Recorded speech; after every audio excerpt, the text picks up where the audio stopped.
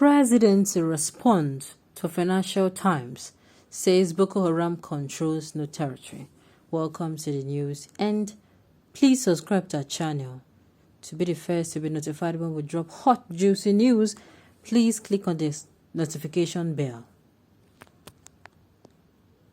The office of a Nigerian president responded to a Financial Times article that attacked the federal government progress on insecurity and the economy, insisting that Boko Haram does not control any territory in Nigeria, even though when Buhari got into power, the terrorist group controlled an area the size of Belgium. Sincerely, sometimes they will say, oh, the reason why they come out to say this is because maybe they don't want people to panic. Whether you like it or not, people are already panicking. People are in a very pitiable state. Nigerians are gnashing their teeth already. And it's even worse that it's just like you don't have peace of mind and you don't still have money. Your own is completely finished. You see the Northerners who are helping them to host this thing, as in to cover up whatever they are doing to them. You don't have peace of mind and you don't still have money. What do you now have? You are in scarcity. Nigeria economically is nowhere. Then on top of that, people are coming, people are after your life. People are after your life, and the government will come out and tell you that nothing like that. At the end of the day, the truth will always come to the light. The news in detail, please stay with us. This was disclosed in an online statement by the President's Senior Special Assistant on Media and Publicity, Garba Shehu, on Sunday evening. The presidency totally condemned the article, "What is Nigerian Government For?" written by David Pilin and published on January 31st, 2022 by the Financial Times. What the presidency is saying. According to the statement by the presidency, Shehu rejected a foreign media platform's report on the performance of President Muhammad Buhari's government. He added that Financial Times leaves out security gains made by Buhari, adding the terror organization Boko Haram used to administer an area the size of Belgium at his inauguration, but now controls no territory. The first comprehensive plan to deal with decade-old clashes between nomadic herders and sedentary farmers experienced across the width of a Sahel had been introduced.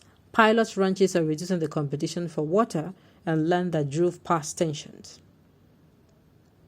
He also added that banditry grew out of such classes, citing that criminal gangs took advantage of the instability flushed with guns that flooded the region following the Western-triggered implosion of Libya.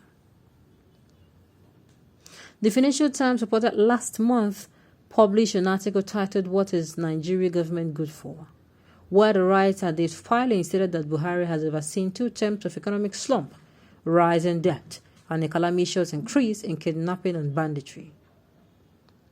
The one thing you might have thought a former general could control. Familiar candidates to replace him, most recycled old men already counting their money ahead of a costly electoral marathon. It takes an unestimated 2 billion naira to get to a president elected, those who will pay and will expect to be paid back. Almost all the energy, drive, and wealth creation in Nigeria happens outside government. New unregulated businesses in the booming tech sector, fashion design, and creative arts are flourishing.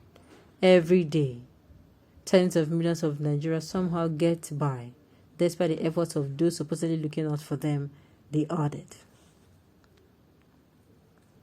Whether you like it or not, people will not come out to say this particular administration tried where they did not. Whether you like it or not, people will say things as they are. I mean people who experience it. Not really even experience it, because there are people, there are Southerners who have not even come close to experiencing what these people in the North are experiencing. But they feel for them why. This kind of thing, you don't need, this one is not, it is better experience than imagined though. This one, even the imagination of this particular trials for the South, for the Northerners, as in the imagination is traumatic. Only that you watch a horror movie, you know how it can haunt you. This is how it is. It is like a horror, but this time around, it is not a movie. It is being lived on a daily basis by human beings, flesh and blood like us. And our governors, our leaders will come out and say, oh, these people, you are making noise. You are criticizing this administration a lot. This administration has done so much. When they want to count their achievement, they count the fact that they bought arms and ammunition. And I'm saying, is it not you people's work? Yes. Is it not because Nigeria is so bad that makes when people do things that they're supposed to do, you clap for them?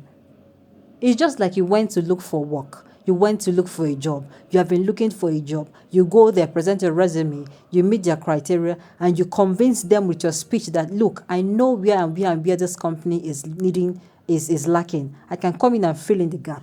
You tell them how you're going to do it. They see you as a wonderful applicant, and they take you in. And you want, upside your pay, you want to be noticed when you're just doing your job. It's not possible.